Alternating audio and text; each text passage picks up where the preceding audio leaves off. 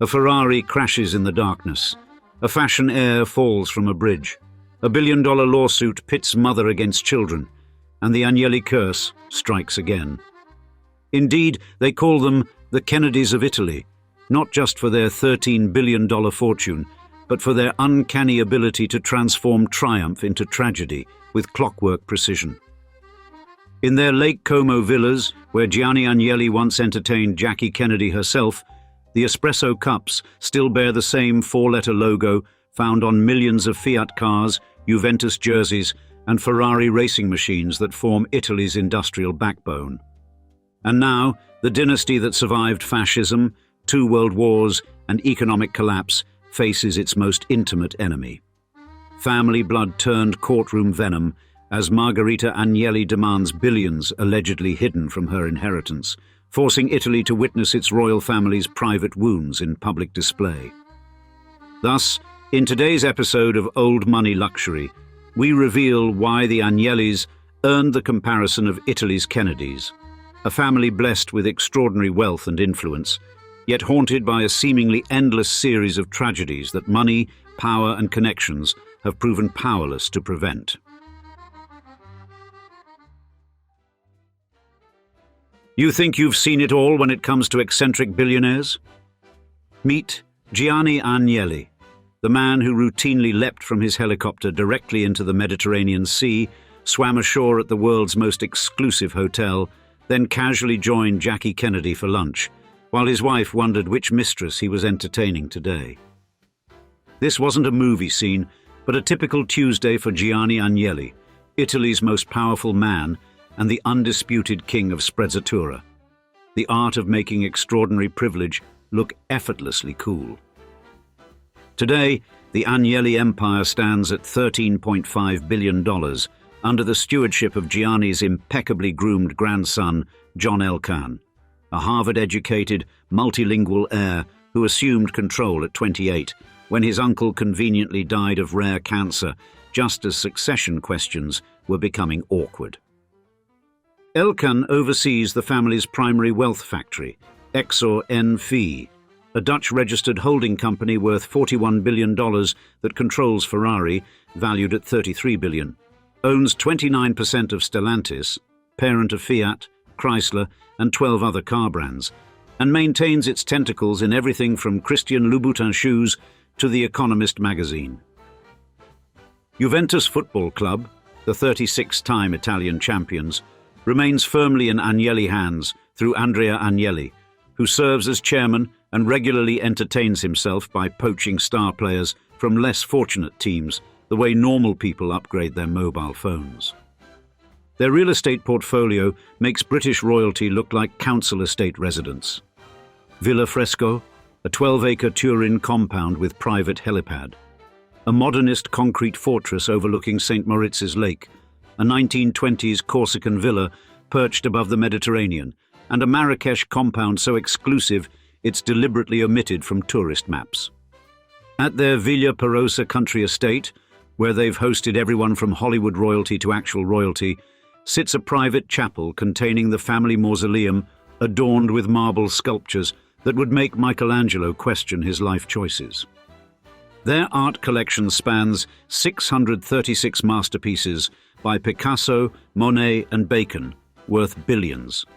Assets now central to a family legal bloodbath where Gianni's daughter Margherita is suing her own children with the kind of viciousness normally reserved for succession scriptwriters. The Agnelli financial labyrinth spans Luxembourg, the Netherlands, and Switzerland with the precision of a Swiss watch, including the Giovanni Agnelli BV Foundation that maintains family control while ensuring tax bills remain mysteriously smaller than the average teacher's salary. Their transportation collection includes Ferraris so rare even Saudi princes can't acquire them, vintage Fiat prototypes never released to peasants, and handcrafted Riva boats with special Agnelli modifications for impromptu Mediterranean adventures with supermodels half their age.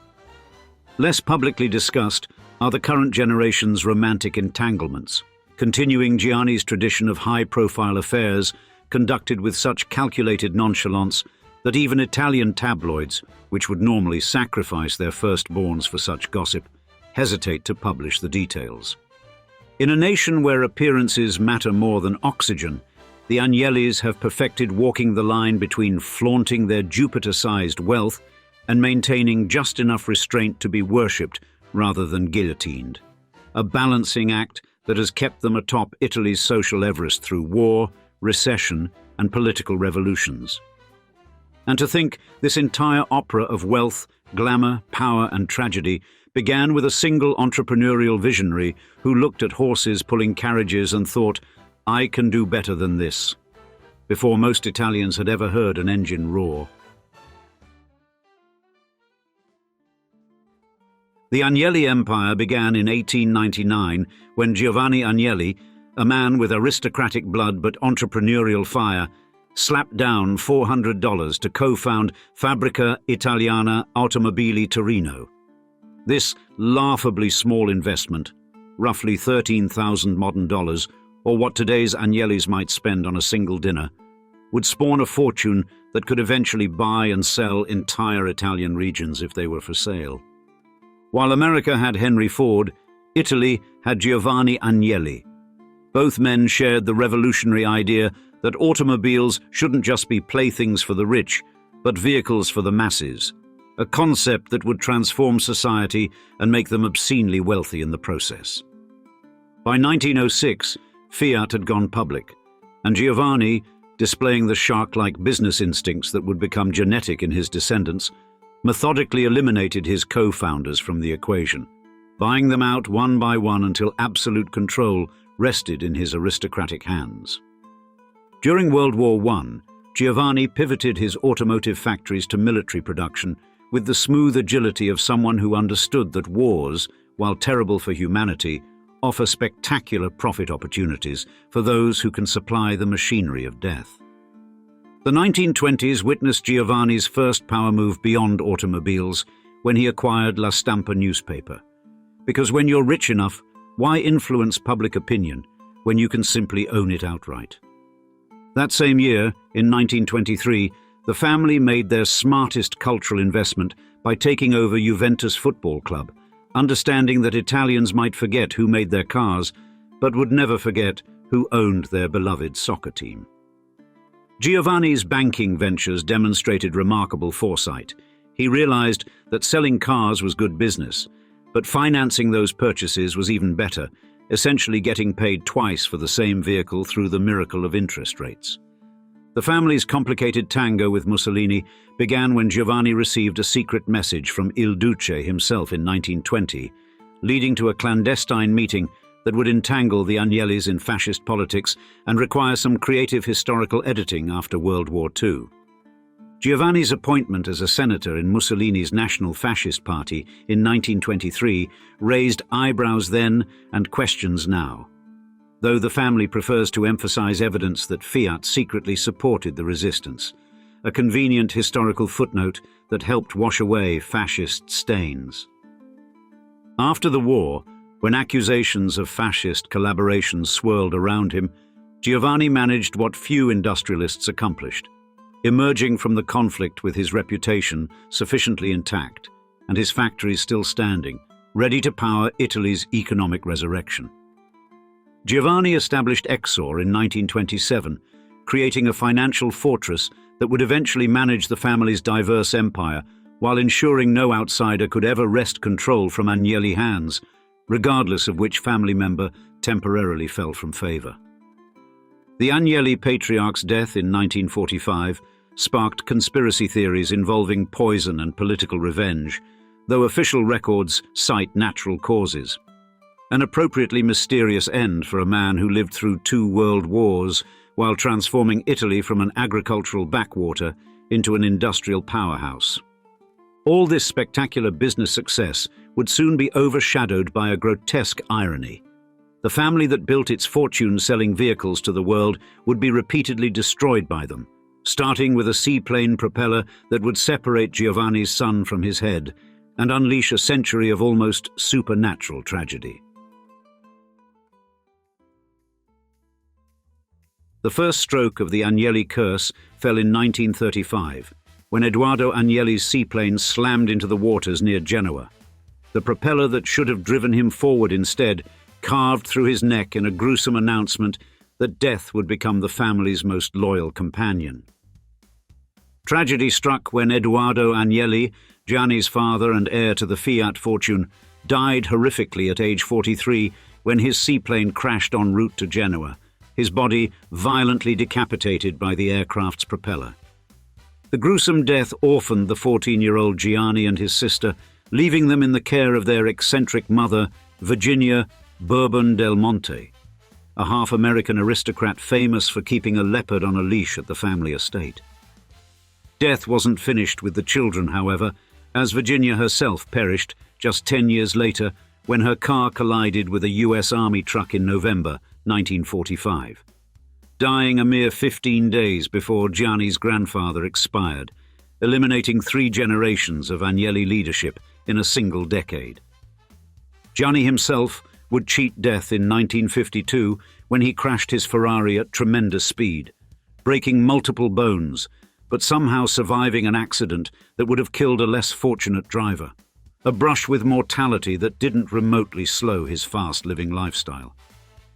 Perhaps the most heartbreaking chapter in the family tragedy unfolded in 1997, when Giovanni Alberto Agnelli, known affectionately as Giovannino, and officially designated as the heir who would lead Fiat into the 21st century, died of rare intestinal cancer at just 33. Giovannino had been widely admired in Italy for his industriousness, discretion, and even temperament. In a country where power was typically held by older men, he represented a promising young leader who had already demonstrated his business acumen by successfully reviving Piaggio, the scooter manufacturer. His death plunged Italy into nationwide mourning, with the kind of public grief usually reserved for royalty or beloved celebrities, and, more importantly for the family dynasty, eliminated the carefully groomed successor who had been positioned to take control of the sprawling business empire. Just 3 years later, in 2000, Gianni's only son, Edoardo, decided not to continue his existence by jumping headfirst in his pajamas from a 60-meter bridge outside Turin. A troubled addict who had never found his place in the family business and had a notoriously fractious relationship with his demanding father. Some people close to the family have suggested that Edoardo's passing may have been a final, desperate attempt to prove his courage to the legendarily tough Gianni, a man who had survived world wars, business crises, and political terrorism, but could not save his own son. These twin tragedies profoundly affected Gianni Agnelli, whose own health began to deteriorate rapidly afterward, ultimately succumbing to prostate cancer in 2003 at the age of 81. His funeral in Turin resembled that of a beloved head of state, with over 10,000 mourners paying their respects as a lone piper played Silenzio, an honorific melody traditionally performed for departed military officers, highlighting Agnelli's quasi-royal status in Italian society. The spectacular collection of tragedies has done nothing to diminish the family's business acumen, however, as the Agnelli empire expanded dramatically under Gianni's leadership, despite the personal catastrophes that repeatedly struck at its foundations. Between family funerals, Gianni somehow found time to execute ruthless business strategies that would transform his grandfather's provincial car company into an international empire. The same hands that buried his father, son, and nephew also signed deals that reshaped Italy's entire economic landscape and made the Agnelli name synonymous with power itself.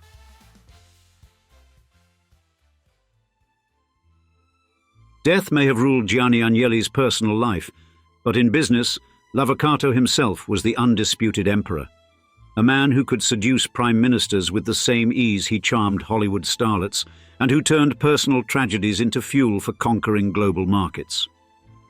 Taking control of Fiat in 1966, after his grandfather's longtime associate, Vittorio Valletta, stepped aside, Gianni inherited a company that already dominated Italian manufacturing, but would soon face unprecedented challenges from labor unrest, terrorism, and global competition.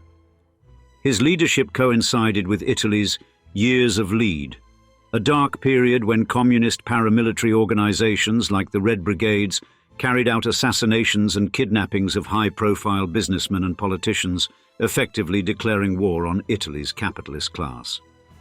Despite being an obvious target with his extraordinary wealth and prominence, Agnelli refused to leave Turin, driving himself to work each day in a mid-range Fiat with a Ferrari engine secretly installed under the hood, a characteristic blend of flashy privilege disguised as common touch. His defiance during this dangerous era cemented his status as a symbol of courage and leadership in Italian society, earning him respect even from political opponents who admired his refusal to be intimidated by terrorist threats.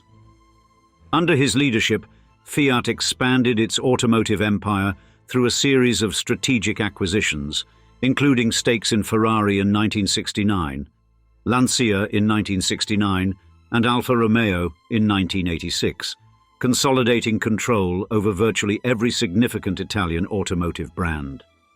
The Agnelli empire expanded far beyond automobiles during Gianni's tenure, with the family business evolving from a primarily automotive-focused enterprise into a diverse conglomerate with interests spanning multiple industries. At the heart of this complex business web stood Decembra, which became the major shareholder in Giovanni Agnelli BV, which in turn controlled Exor, a chain of holding companies designed to maintain family control while minimizing tax obligations. Gianni's business acumen extended to international politics and trade. He counted Henry Kissinger, David Rockefeller, and John F. Kennedy among his friends, and used these high-level connections to advance Fiat's global interests while ensuring favorable treatment from successive Italian governments. His unique position as Italy's most powerful private citizen gave him influence that sometimes exceeded that of elected officials. When Fiat spoke, governments listened, simply because the company employed so many Italians that its decisions could make or break entire regional economies. Agnelli's genius lay in understanding that in the automotive industry's inevitable consolidation, those who survived would be those willing to adapt and merge, contrary to the egotistical notion that independence matters more than prosperity. His willingness to surrender operational control while maintaining strategic ownership stakes would ultimately save the Fiat brands from the fate that befell many independent European automakers who disappeared entirely during waves of industry consolidation. Yet even as the business thrived, the family dynamics grew increasingly toxic, setting the stage for epic inheritance battles that would make Shakespeare's dynastic tragedies look like minor family squabbles. For all Gianni's business genius, the one thing he couldn't control from beyond the grave was how his grandchildren would handle their extraordinary inheritance. 3 siblings who would transform the Agnelli billions into a Broadway-worthy drama of lawsuits, fashion disasters, and enough high society gossip to keep Italian magazines in business for generations.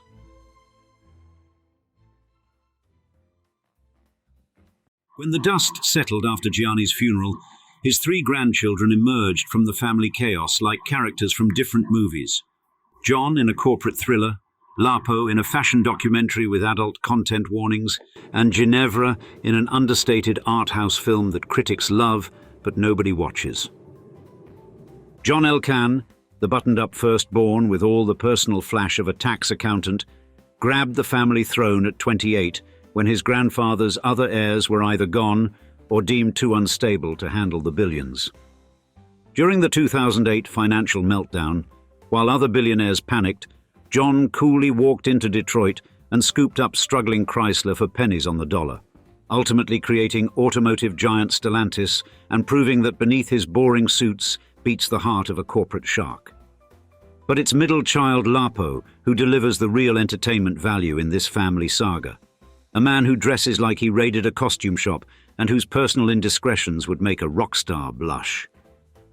Lapo's most infamous moment arrived in 2005 when emergency services found him unresponsive in a Turin apartment under circumstances so eyebrow-raising that Italian tabloids had a field day with details far too spicy for the nation's traditional morning coffee. The incident was so serious that Italian newspapers reported priests being summoned to his hospital bedside, while family PR people worked overtime, explaining why an Agnelli heir was discovered in a state of extreme distress in a residence that definitely wasn't on the society pages. After an extended wellness retreat, Lapo bounced back with remarkable speed, reinventing himself as a fashion entrepreneur whose social media presence showcases outfits so bright and mismatched they'd make a traffic light jealous. His business ventures include Italia Independent Eyewear, selling sunglasses at prices that would feed a family for a month, and Garage Italia Customs, where the super-rich pay ridiculous money to have their Ferraris painted in patterns that look like a toddler got loose with finger paints. Lapo's personal style might best be described as deliberate chaos. Suits in colors not found in nature, facial hair that changes shape weekly, and enough designer accessories to stock a small boutique. Despite dressing like he lost a bet with a fashion designer, Lapo remains fiercely proud of the Agnelli legacy, sporting a Juventus soccer team tattoo and frequently mentioning his grandfather in interviews, while simultaneously making choices that would probably make the old man cringe. The female third of this billionaire trio, Ginevra Elkann, has taken the quiet approach, running the family art foundation while cultivating the kind of understated elegance that suggests she actually read the handbook on how wealthy people are supposed to behave. In a small act of rebellion against family tradition, Ginevra doesn't even have a driver's license. Quite the statement for someone whose family fortune came from selling cars to the world. Meanwhile, Margherita Agnelli's 5 children from her second marriage exist in the shadows.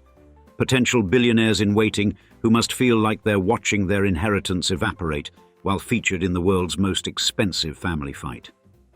The saga of Italy's unofficial royal family continues to evolve, proving that while building a $13.5 billion empire may be difficult, keeping it intact through generations might be the greatest challenge of all. Will anything remain of the legendary Agnelli legacy once the lawyers and judges have had their say? With that said, we'd love to see you in the comments. Were you familiar with the Agnelli family before this video, and do you think their immense wealth has brought them more happiness or suffering? Thank you for watching another episode of Old Money Luxury, and we'll see you on the next one. Cheers.